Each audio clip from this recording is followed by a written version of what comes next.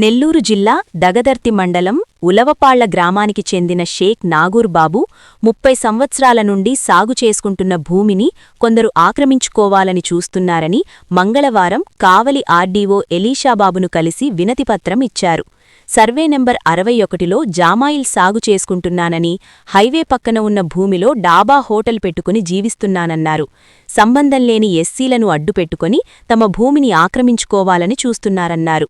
విచారించి న్యాయం చెయ్యాలని రాష్ట్ర నూర్ భాషా దూదేకుల సంఘం అధ్యక్షుడు షేక్ సయ్యద్ బాజీ కోరారు.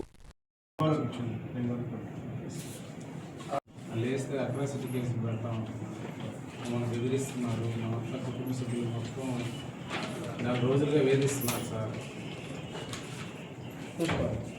నేను వస్తాను. అది మేము కోర్టుకు కూడా వెళ్ళాం సార్. వీళ్ళందరినీ మమ్మల్ని అట్రాసిటీ కేసు స్టేటస్ కో ఇచ్చాము.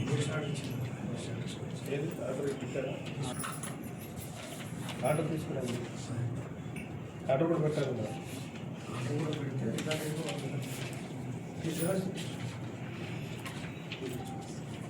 బయట అయిపోయిన తర్వాత తెచ్చిచ్చేసారు. నా పేరు షేక్ సయ్యద్ బాజీ. నేను రాష్ట్ర నూర్ భాషా దూదేకుల సంఘం అధ్యక్షుడిగా ఉన్నాను. ఈరోజు నెల్లూరు జిల్లా కావలి నియోజకవర్గం దగదర్తి మండలం ఉలవపాళ్ల గ్రామంలో జరుగుతున్నటువంటి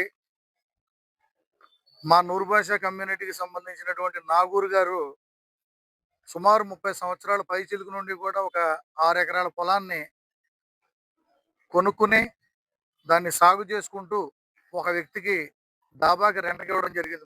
ప్రదేశాన్ని అతను లీజ్ అయిపోయిన తర్వాత అతను ఖాళీ చేయమని, అతను సమయం అయిపోయిన తర్వాత ఖాళీ చేయమన్నందుకు గాను అతను కులాలను అడ్డం పెట్టి ఆ యొక్క స్థలాన్ని కబ్జా చేసేటందుకు గాను ఆ వెళ్ళేటప్పుడు కూడా అందులో ఉన్నటువంటి నిర్మాణాలని పగలగొట్టి వీళ్ళని బెదిరించి మీ యొక్క ప్రాణాలు తీస్తాం, మేము ఎంత చూస్తామని చెప్పి వీళ్ళని బెదిరించడం జరిగింది. ఈరోజు మేము చెప్తా ఉన్నాం, ఎంఆర్పిఎస్ అనేటటువంటి ఒక ఉద్యమకారుడు మంద కృష్ణమాదిక్ గారు ఎంతో నీతిగా ఆయన ఎంతో పేరు ప్రఖ్యాతులు సంపాదించాడు. ఆయన పేరును చెడగొట్టేటందుకు కొంతమంది ఎంఆర్పిఎస్ అనేటటువంటి పేరును అడ్డం పెట్టుకుని అందులో మా స్థలాలు ఉన్నాయి, మాకు అర్హత ఉందని చెప్పి ధర్నా చేయడం జరిగింది. కులాలు అడ్డు పెట్టుకుని రాజకీయాలు చేస్తే ఊరుకునేది లేదు. మేము వాస్తవంగా చెప్తా ఉన్నాం. దీనికి సంబంధించినటువంటి రికార్డు మొత్తం కూడా పొలానికి సంబంధించినటువంటి రికార్డు ఏదైతే ఉందో అది రికార్డెడ్ గా నాగూర్ గారి పేరు మీద ఉంది ఉన్నారు.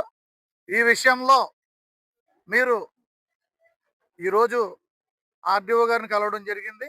ఆర్డీఓ గారిని కలిసి ఎవరైతే ఇటువంటి కబ్జా చేయడానికి ప్రయత్నిస్తున్నారో అటువంటి వారికి చర్యలు తీసుకునే విధంగా ముందుకెళ్ళాలని చెప్పి ఆర్డీఓ గారికి వినతిపత్రం కూడా ఇవ్వడం జరిగింది.